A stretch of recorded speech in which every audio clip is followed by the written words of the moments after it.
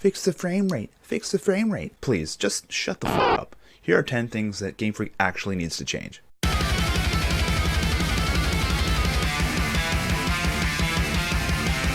Now, I want to preface this by saying that I absolutely love Scarlet and Violet. So if you think I want to sit here and just complain about the game's frame rate for the entire video, just wait until we get to number 9. Most of this stuff is going to be quality of life stuff. So with that said, let's talk about the Pokedex. Now, I really do love the layout of the Scarlet and Violet Pokedex. I love that it looks like, you know, like kind of like a bookshelf. And every time you catch a Pokemon, it's kind of like putting like another book onto the shelf. But this has to be one of the most useless Pokedexes in the entire franchise. In past Pokemon games, you were able to filter through the Pokedex by like height and weight, Pokemon typing, etc. You were also able to go through the pages really fast by hitting L and R or like left and right. And the habitat maps were actually like interactive. For instance, in Sword and Shield, you can actually fly to a location straight from your Pokedex.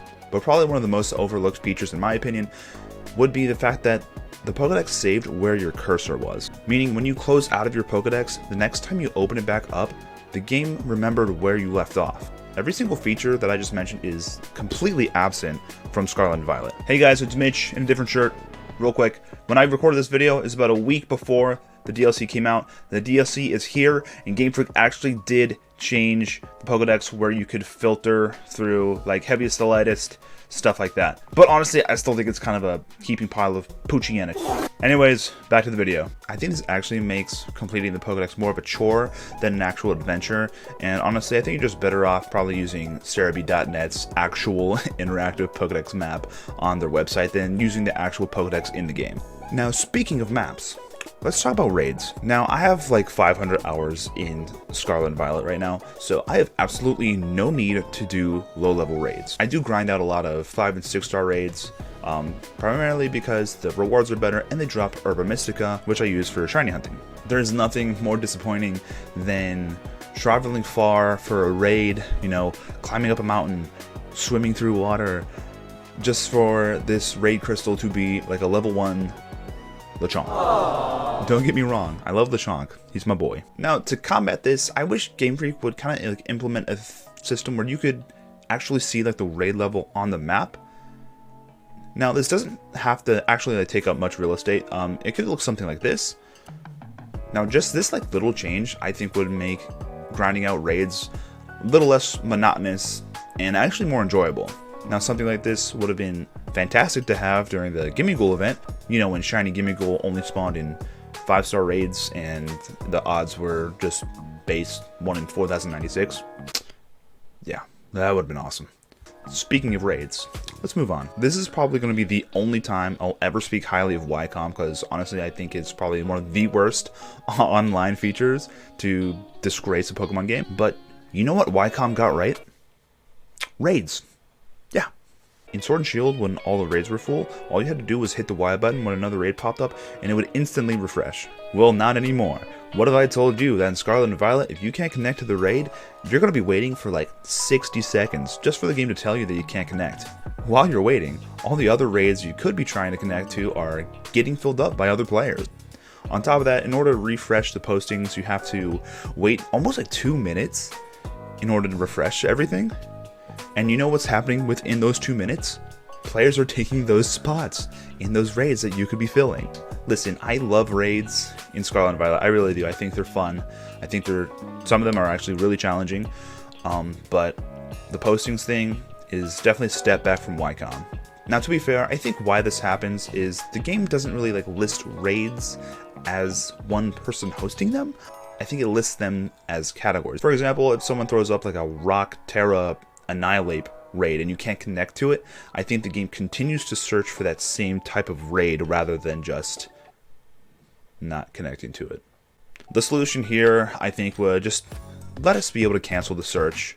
It's 60 seconds it doesn't sound like a long time, but it really is when you literally cannot do anything. Waiting the 2 minutes to refresh the postings wouldn't be so bad if I didn't spend half of that time trying to connect to a raid and then fail. Now, I know that millions of people play this game every day, so I know there's always raids to be connected to. Why can't we just like refresh raids? Kind of like we did in Sword and Shield. When one came up, you can just immediately refresh it.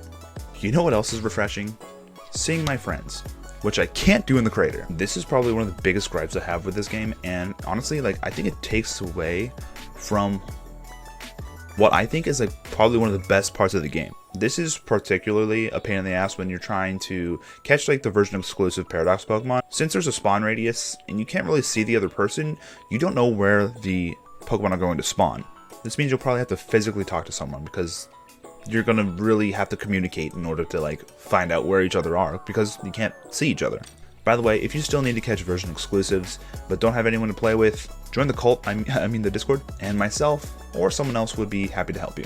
I love making sandwiches in Scarlet and Violet, but you know what I don't love? Having to go through 200 recipes to find the power I'm looking for. I think both the Pokedex and the sandwich decks could benefit by having some sort of feature to be able to filter through maybe like a specific power, like the encounter power, or even by type of sandwich, like spicy sandwiches, sweet sandwiches, these nuts, stuff like that. This would honestly make being a sandwich artist more enjoyable. On top of that, there are hundreds of ingredients, meaning there are limitless numbers of combinations. So I think it would be great to have the capability to save your custom sandwich recipes. It would be particularly helpful, especially for shiny hunters like myself, since the shiny sandwiches aren't actually like a recipe, they're like a custom recipe. So being able to like save your custom sandwiches and just be able to click on them and then just like instantly make them would just make things so much easier.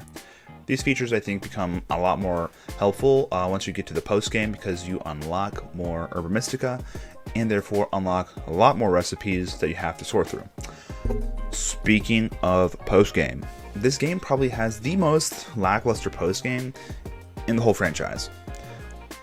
I mean, what do we have?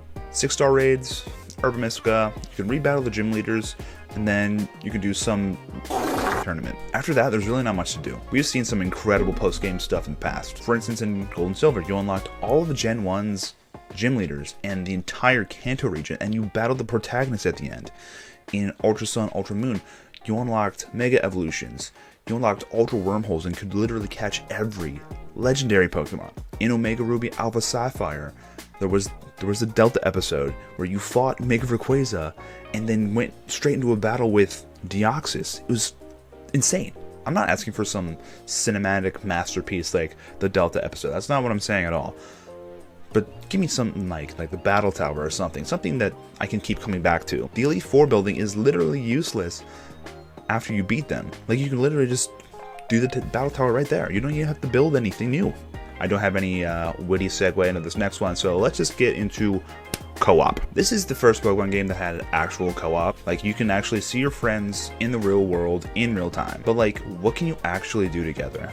Not much. You can raid together, but like doing this forces you to do like a code. So like if you're trying to do like a challenging raid, then you're not going to be able to like connect to like randoms.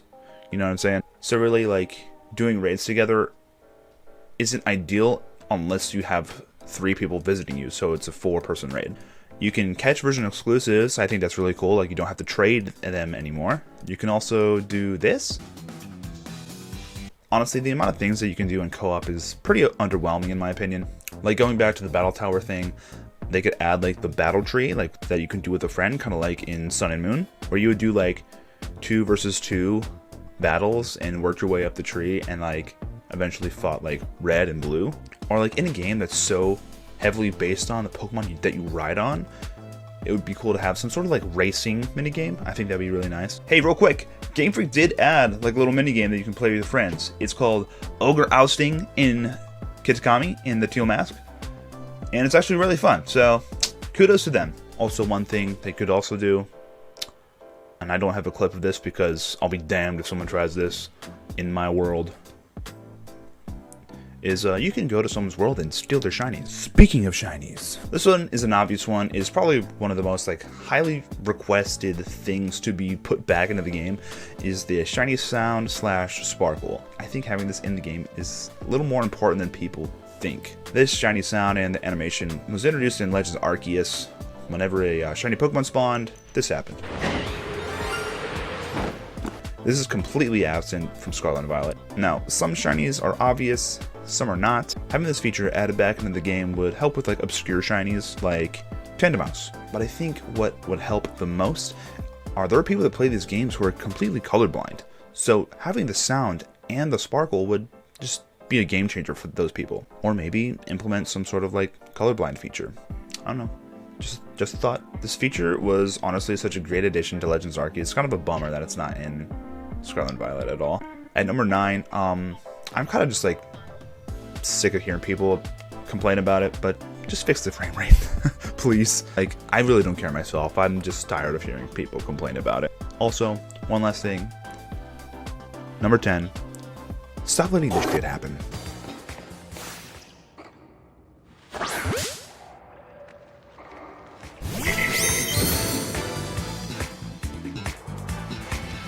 Let me know in the comments, what would you like to see Game Freak add, fix, or change in Scarlet and Violet? See you in the next video. Peace.